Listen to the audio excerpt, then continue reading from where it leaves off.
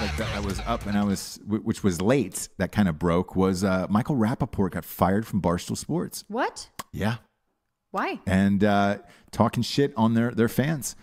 So, on their fans? Yeah. He got on and made a comment and said, Barstool fans are known as Stoolies. They're the Stoolies. Okay. Is it a weird name? You bet. Sounds like Stoolie poop. back in the day, back in our parents' generation, that was code for snitch. So if you were a Stoolie, you were fucking snitch. Oh. I get it. Look, I love Barstool Sports, and I'm saying this from a place of love. Yeah. Just you need a different nickname for your, sure, for your crew than Stoolies. Sure. Not only for it being the old code for snitch, but it also sounds like stool sample. Right. So maybe just come up with another one. Take that advice or not take that advice. You can do whatever you want. Up to you guys. But what you can't do is insult your own fans. And so what he did, because Michael Rapaport was under the Barstool Sports moniker. Oh, yeah. Was he got on Twitter and just said, anybody who's calling themselves a fucking stoolie is a goddamn loser. Why? I mean, why was he saying that? The explanation, the LeBron James sitch? More than that. Okay. They were not happy about his consistent comments on Trump, the fans.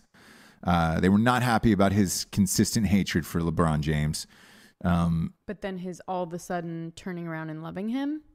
Yes. Maybe they didn't like that. Yes. I didn't like that. So, there was a bunch of comments on that over the weekend. Huh. And this is what led him to say that. About his, switching his stance on LeBron James.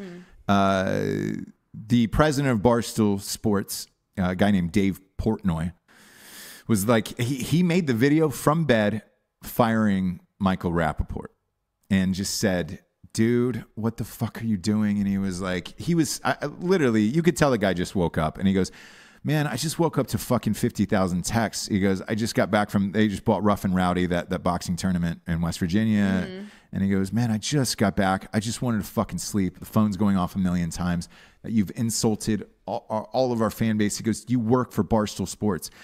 I started Barstool Sports. He goes, and he was brutally honest. He goes, look, I have a private jet. I have a home in Nantucket. I have the most amazing life I could possibly have in New York City because of the fans of Barstool Sports. And he goes, why would you fuck this up? And he goes, I love you, man, but you just need to shut the fuck up sometimes. Like, this is crazy. But Michael Rapaport had gotten into it with the Barstool fans over and over and over again. And what I didn't know, what I found out last night was it turned out most of the Barstool fans hated Michael Rapaport. They just... most of their fans are Trump guys, partiers, that type of shit. It's just the opposite life of what Michael Rapaport is. Yeah. So, I would have thought to myself, it's a clean break or whatever.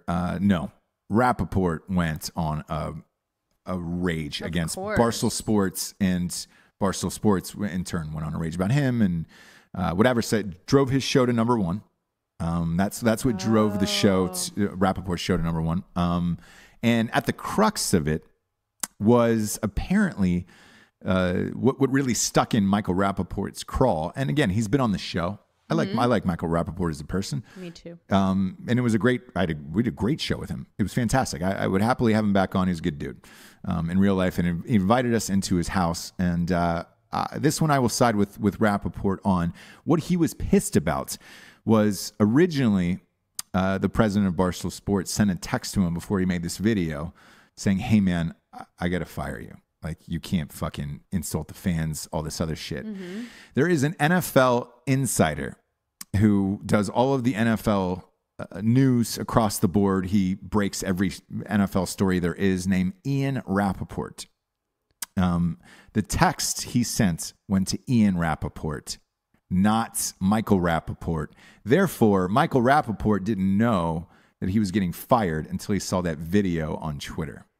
Oh. Yeah. No. So he had to go back and... Where did you hear all this? So Michael Rapaport did a show. Okay. He did a show explaining this whole situation. That's how it went to number one. Got it. And he went on a half-hour rant fest ripping Barstool, their fans, every single person that works for them.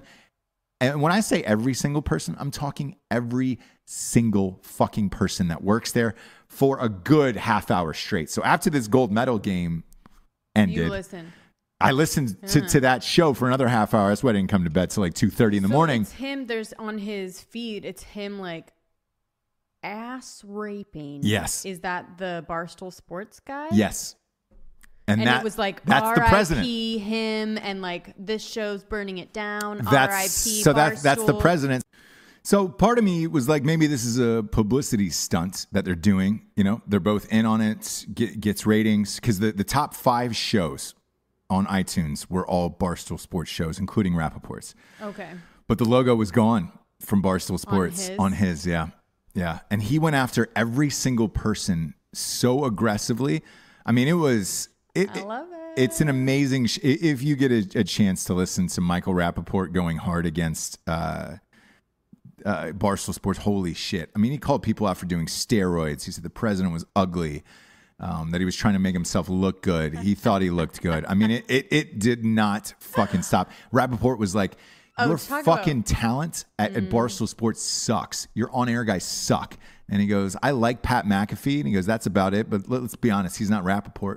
And he goes, he's not funny as me. He's not as quick as me. He doesn't rant like me. And I was just like, oh, he's not wrong. Like, shit.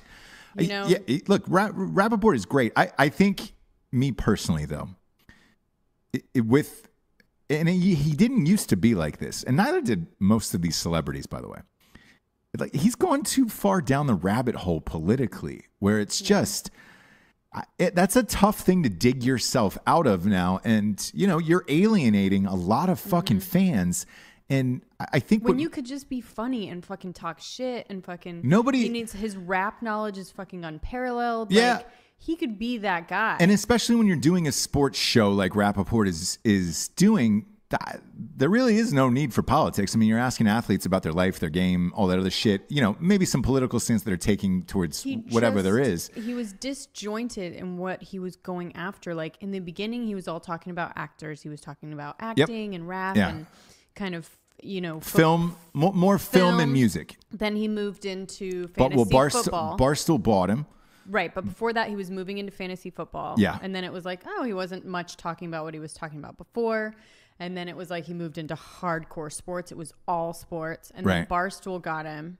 But then it's like Barstool got him because he got, you know, into sports. But what the president said and what other members of Barstool Sports are saying of like, look, Rapaport was trying to make his show bigger. And he's like, dude, I'll post the text messages of him constantly hitting us up saying, yo, I want to be here and I want you to promote my show and blah, blah, blah, blah, blah. So like, I think with Rapaport's show, a lot of those, the reason why the show got big is because you brought in all those Barstool fans. Yep.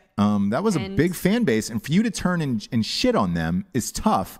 And especially when you switch what your show used to be to what it is now, and you start going hardcore politics when people don't really want to fucking hear about that shit. If you want to hear a political show, you're going to go to like Pod Saves America or things like that. We talk about politics on the show, and people know that. But we're not billing ourselves as a sports show. Right. We have athletes on, and it's great. But we don't bill ourselves as a sports show. No, we mostly just talk about Steve Madden and pop culture. Yeah. Day-to-day shit that goes on, and topical stuff in the news. Yeah.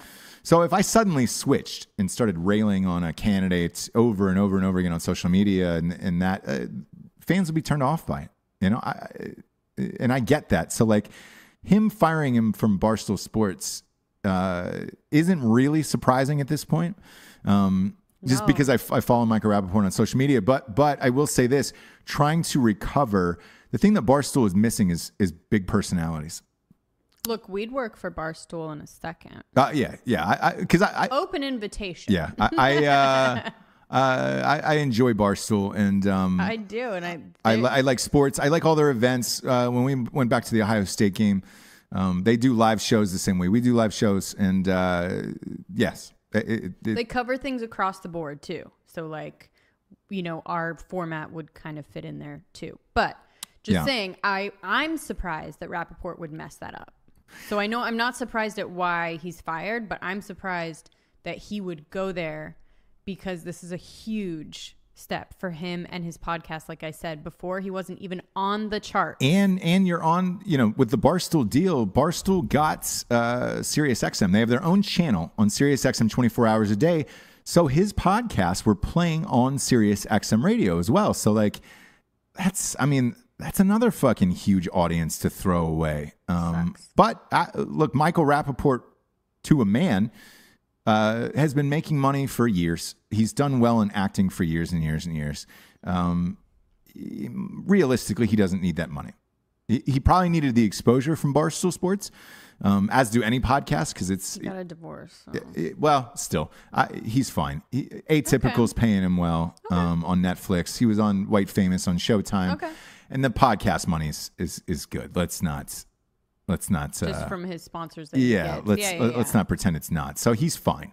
But you're losing that audience. So for him, I'm sure he doesn't care now because his show is big. It doesn't really matter. People are tuning in, and he doesn't need anybody anymore. But I wonder if he can still get those, because he was getting a bunch of people in the sports world, big names, right? Because of the Barstool logo. I think he's made a name for himself enough now that it doesn't matter. Would they go against Barstool? Yeah, because there's not a big personality besides Pat McAfee on Barstool Sports that can have the type of rapport with these guys. So like, I don't know who replaces them. They have a couple guys over there that have big followings. I'm not a fan of them. I'm with Rapaport on this. I really like McAfee. Pat McAfee's great. Mm-hmm. The rest of their lineup though is pretty boring to me and unimpressive, and nobody's that quick. And that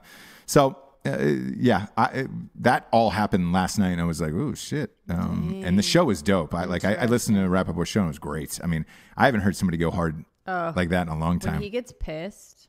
Yeah, he went all in for like a half hour.